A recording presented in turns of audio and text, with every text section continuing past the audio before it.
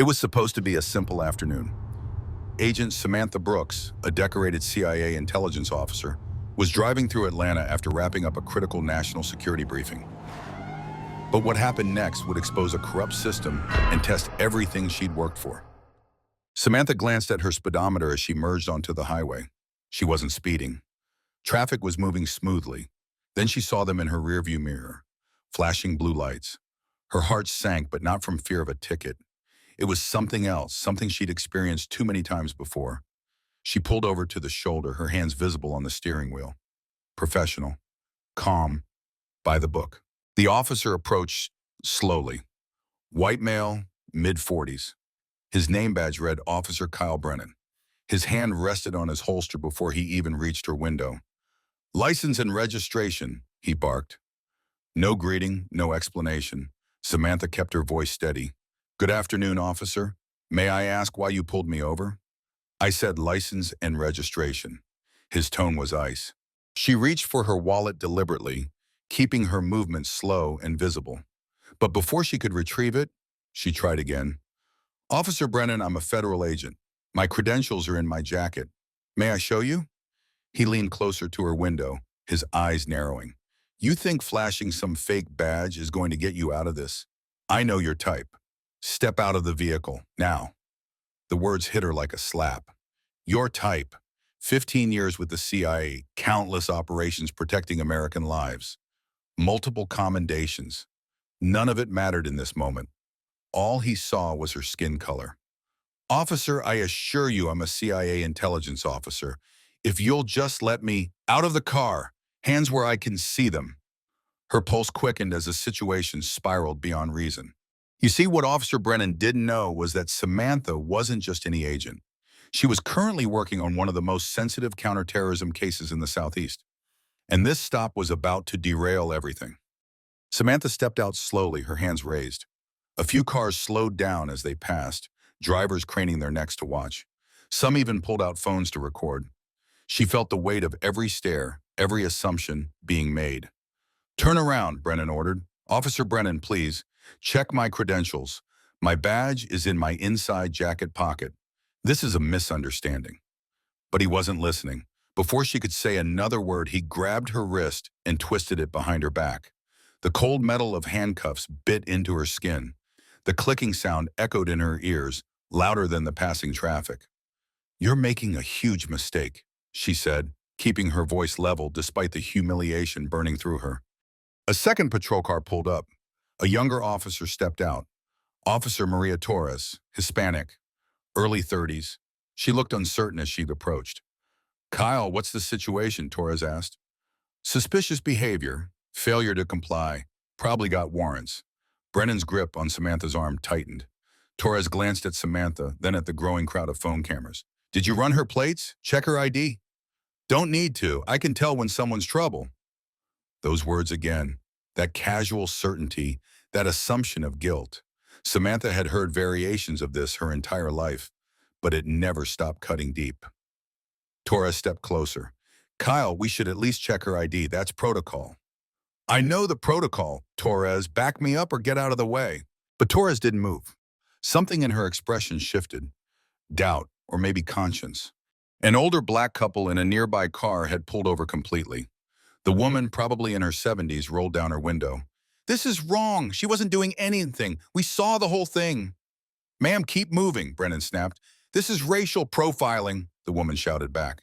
More voices joined in, some defending Samantha, others silent, just recording. The scene was being captured from multiple angles now, evidence in real time. Brennan's face reddened. The situation was getting away from him. Torres seized the moment. "Let me see her ID, please." Torres's voice was firmer now. Brennan hesitated, but with all those cameras on him, he couldn't refuse. He roughly reached into Samantha's jacket and pulled out her leather credential case. He flipped it open. His face went completely white. Not a driver's license. Not some local police badge. Official CIA credentials. Samantha Marie Brooks. Intelligence Officer. GS-15. Counterterrorism Division Active Clearance. Federal Authority. The highway seemed to go quiet. But here's what made this moment even more dangerous. Samantha had been tracking a domestic terrorist cell for 6 months. Her cover was everything. And now, thanks to this stop, dozens of phones were recording her face, her real credentials, broadcasting her identity to the world. Torres's eyes widened as she looked at the credentials. Oh my God, Kyle, she's actually— I don't care what that says. Brennan's voice cracked slightly, but he doubled down. Could be fake. People print these things all the time. Samantha's control finally slipped. Fake. Call it in. Call the CIA's Langley office. Ask for Director Chen in counterterrorism. He'll verify my identity in 2 minutes. But you won't do that, will you? Because you know you're wrong. The elderly woman who'd spoken up earlier got out of her car completely. She walked right up to the scene, despite Torres's attempts to wave her back. Her name was Dorothy Parker, a retired civil rights attorney. She'd seen this movie before. Young man, Dorothy said, her voice carrying decades of authority, I practiced law in this state for 40 years. I defended cops. I prosecuted criminals. And right now you are violating this woman's civil rights in front of dozens of witnesses. Take off those handcuffs immediately. Brennan's jaw clenched. Ma'am, this is police business. This is my business when I see injustice happening on a public highway. She identified herself as a federal agent. You refuse to verify. That's not protocol. That's prejudice. Torres moved quickly now. She pulled out her key and unlocked Samantha's handcuffs. I'm sorry, she whispered. This shouldn't have happened. The cuffs fell away. Samantha rubbed her wrists, red marks already visible. She looked at Brennan directly. You need to understand what you've just done. I've spent 6 months building an operation, deep cover work, and now my face is on how many phones being uploaded to how many social media platforms? Brennan finally seemed to realize the magnitude. His defensiveness cracked slightly. I was responding to what I observed. You observed a black woman driving a nice car and made assumptions. No traffic violation, no probable cause, just bias. Samantha's voice was controlled fury. How many others, Officer Brennan? How many people without federal credentials have you pulled over on nothing but suspicion? Torres spoke up. I'm going to have to file a report on this. There were irregularities in the stop. You're going to side with her over me? Brennan's face flushed red again. I'm siding with the truth and procedure. Torres looked at Samantha. Ma'am, I'm deeply sorry. Would you like to file a formal complaint? Samantha thought fast. A formal complaint meant paperwork, investigations, time. It also meant more exposure, more attention. Her operation was likely compromised already, but if she walked away, Brennan would do this to someone else. Probably already had been doing it for years. Yes, she said firmly, I want a full complaint filed, and I want his body camera footage reviewed. Most of it, not just from today. Brennan's eyes went wide and body camera footage would show everything. The lack of probable cause, the refusal to check credentials, the rough handling. A local news van pulled up. A reporter had been monitoring police scanners and caught wind of something big happening. Excuse me, what's going on here? We're getting reports of a federal agent being detained? Brennan looked trapped. Torres looked determined. Dorothy Parker stood firm, a witness with credibility and experience. Samantha made a decision. She turned to the camera. My name is Samantha Brooks. I'm an intelligence officer with the Central Intelligence Agency. Today, I was pulled over without cause, refused the opportunity to show my credentials, and handcuffed on a public highway. Not because I broke any law, but because of assumptions made based on my appearance. She paused, letting that sink in. I have a badge that eventually got me out of this situation. But I think about the countless people who don't have that, who face this kind of treatment every single day, who can't call Langley to verify their identity. This has to change. All of us have to do better. The reporter pressed closer. Officer Brennan, do you have a response? Brennan looked at Torres, at Dorothy, at the cameras. He was cornered. No comment. We'll be reviewing all footage and procedures. But it was too late. The video was already spreading online. CIA agent handcuffed by cop was trending within the hour. The story was out, and there was no taking it back. Samantha drove away an hour later, free but shaken. Her supervisor would be calling soon. The operation might be salvageable, but it would take work. What mattered more, though, was what happened next. Whether this moment would lead to real change or just be another viral video that people forgot about in a week. 3 days later, Samantha received a call that would change everything. Not from her CIA supervisor, from internal affairs at the police department. What they'd found in Brennan's records was even worse than she'd imagined. The internal affairs investigator, Captain James Morrison, met Samantha at a quiet coffee shop. He was a black man in his 50s, career law enforcement, and he looked tired in a way that suggested he'd seen too much. Agent Brooks, thank you for meeting with me, he began. I need to show you something, but I want you to understand this is difficult for me. I've worked with Brennan for 5 years. I thought I knew him. He pulled out a tablet and opened a file. We reviewed his body camera footage from the past 18 months. Every traffic stop, every interaction. The pattern is undeniable. The data was damning. 83 traffic stops. 67 were people of color. Of those 67, only 8 resulted in actual citations or arrests. The rest? Released after intimidation, searches without real probable cause, and what Morrison called compliance testing. The white drivers? Different story entirely. Polite warnings, brief conversations, respectful tone. But here's what really disturbed us, Morrison continued, pulling up a specific video. 2 weeks before your stop, Brennan pulled over a white woman going 15 over the speed limit. She was argumentative, refused to provide ID initially, even swore at him. He gave her a warning and let her go. Samantha watched the footage. The contrast was stark. You weren't speeding, you were cooperative. You identified yourself as federal law enforcement, and you got handcuffed. Morrison closed the tablet. That's not policing. That's targeted harassment based on racial bias. Samantha felt vindicated but also frustrated. How many people didn't have cameras, didn't have credentials, just had to take it? Too many, Morrison admitted. And it's not just Brennan. We're finding patterns with 3 other officers in his unit. They've been enabling each other, normalizing this behavior. Torres, it turned out, had been gathering her own evidence for months.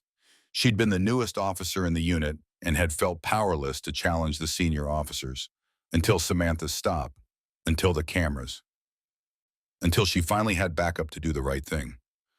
Officer Torres is prepared to testify about the culture in that unit, Morrison said. She's documented instances where she tried to intervene and was shut down or retaliated against. But the revelation went deeper. Dorothy Parker, the retired attorney who'd stood up at the scene, had started organizing. Within 3 days, she'd contacted 42 people who'd been stopped by Brennan or his unit. 42 stories of humiliation, of bias, of rights violated.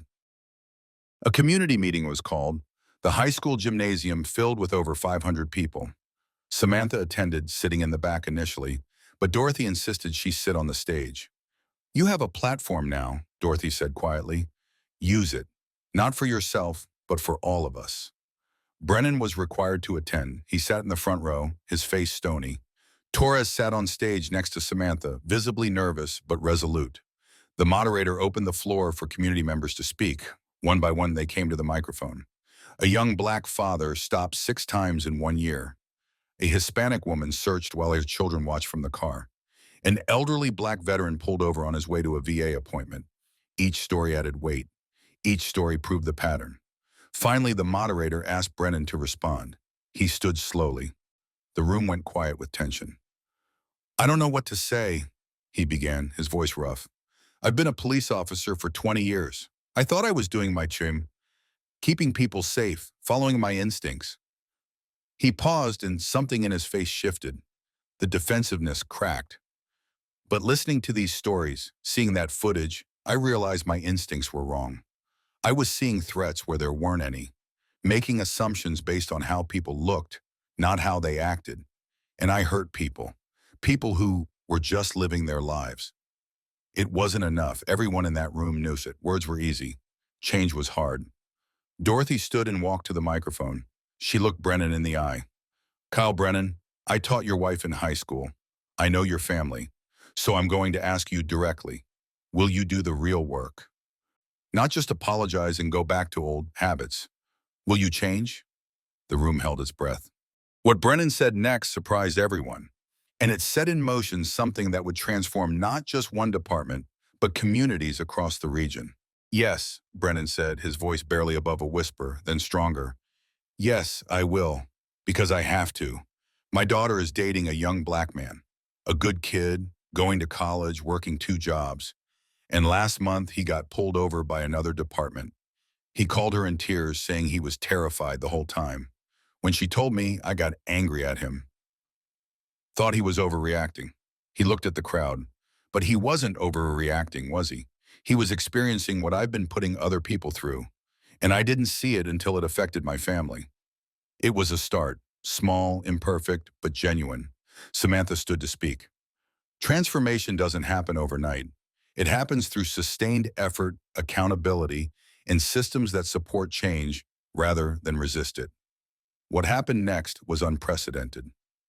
Samantha took a 6-month leave from the CI. Her operation had been compromised anyway, requiring a reset.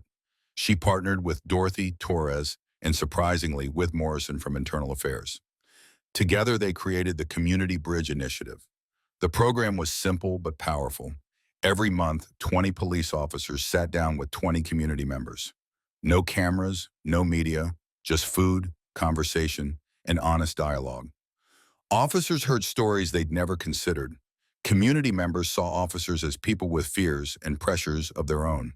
Brennan attended every session, at first as punishment, then as penance, eventually as purpose.